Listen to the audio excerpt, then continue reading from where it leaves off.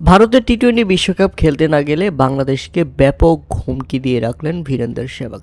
শুধু তাই নয়, ভারতের টি-20 বিশ্বকাপ খেলতে না যাওয়ার এই ব্যাপারটিকে নিয়ে বাংলাদেশকে ব্যাপক সমালোচনা করে মন্তব্য করেছেন ভারতের এই সাবেক ক্রিকেটার। তিনি বলেছেন, আজকাল দেখছি বাংলাদেশও ভারতকে হুমকি দিচ্ছে, তারা ভারতে বিশ্বকাপ খেলতে আসবে না।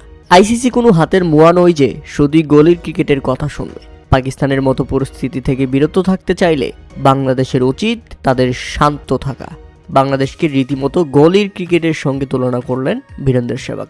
তিনি বাংলাদেশ ক্রিকেটকে গলির ক্রিকেট বলেছেন, যে গলির ক্রিকেটের কথা আইসিসি শুনবে না।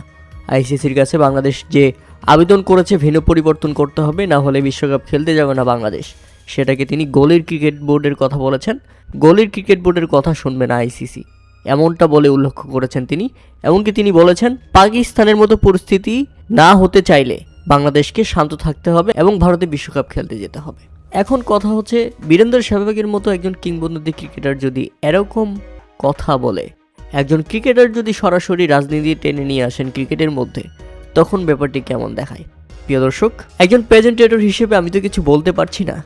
বীরেন্দর সেহবাগকে নিয়ে আপনাদের মতামত অবশ্যই আমাদের কমেন্ট করে জানাবেন এবং তাকে এক কথায় প্রকাশ করবেন, তাকে কি আখ্যা দেওয়া যায় বাংলাদেশকে নিয়ে এমন মন্তব্য করার জন্য।